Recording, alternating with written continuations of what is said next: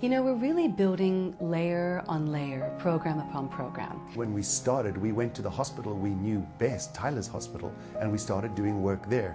We place a clinical psychologist in the pediatric oncology ward.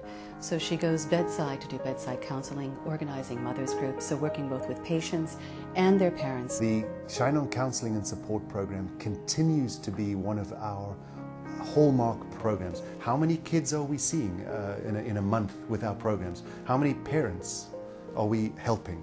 In Tokyo, outside of our main hospital in Tokyo, at the National Center for Child Health and Development in Setagaya, we have the Shine On House, second year of the Shine On House, and this is a complete patient and family support facility. We have daily sibling care, we have emergency accommodation for families, we have weekly activities for outpatients, sometimes even inpatients come from the hospital. It's just a 5-minute drive from the hospital, and they can just have a bit of fresh air, a bit of breath of normalcy, and relax and enjoy all the fun things at the house. It's great.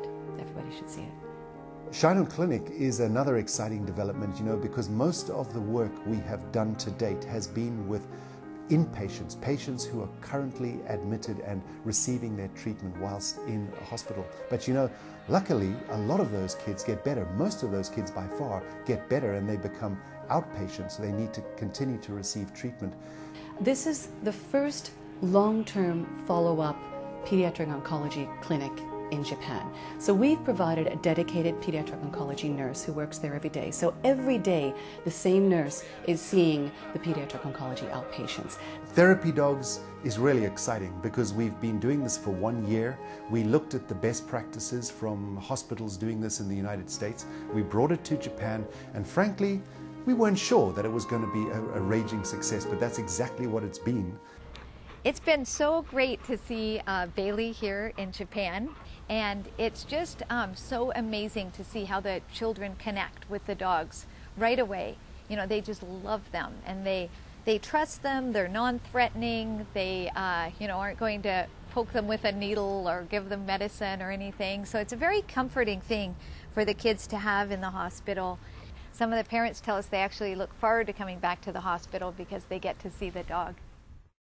We already have hospitals asking us for another dog. And, you know, the therapy dog program is something that takes a lot of preparation. This is a 1.5 years minimum of training for a dog and choosing a dog and everything to get the right dog to go into a hospital. So already starting on planning for the next one. I took a little while to get my head around Beads of Courage.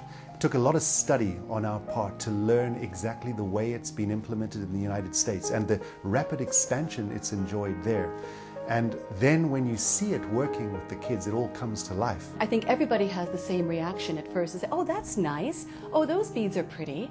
But then as soon as you talk to the kids, or as soon as you talk to the caregivers, the nurses, you realize, oh, this isn't just about pretty and nice beads. The kids will say, well, yeah, you see, this bead is from when I had to go to the ICU. This is a bead of courage.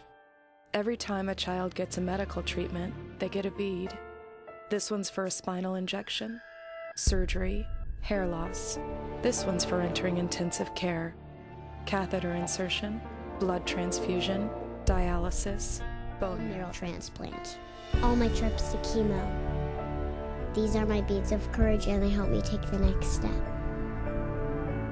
They help the children own their story. They help the children make sense of the experience they're going through in a very tangible way. It gives them a tool to explain to themselves and the world, and adults and medical professionals, their brothers and sisters, to everybody. Yeah, this is what I'm doing, and it's not so nice, but you know what? I'm really strong. I'm really cool. やはり語るということは、自分で自分のことを一つはまず確認するということですよね。で、自分はこういうことを今までしてきたんだということを語る、人に語るということで、そのことを自分でしっかりと認識をするということができる。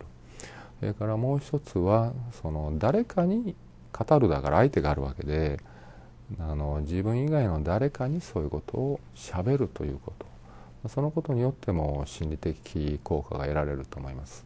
そのビーズにその渡す方もね、この1個のビーズにその思いを込めて渡さないとダメですよね。Beads of Courage is completely consistent with all of our goals. It improves quality of life, it involves medical staff, it empowers the kids, it helps them own their experience, it reduces anxiety. And once we introduce the Beads of Courage program, you know, the hospital also, we have a relationship. The Tyler Foundation has a relationship with the hospital. And maybe they also want our therapy dog program. Maybe they also want some other programs that we can work together to create for them. We've got a lot to do. You know, 5 years into this project, we are represented in 5 or 6 hospitals in Japan now. And there are at least 70 or 80 institutions we could be in. We thought it was just going to be Tokyo. I think really when we started, we thought, you know, if we can just make a difference here in Tokyo, Tyler will be happy. We've done him proud, and we've done Japan proud. We've given back. We've thanked them for all we received. But that's not enough. The momentum is too strong. I think the future is all of Japan.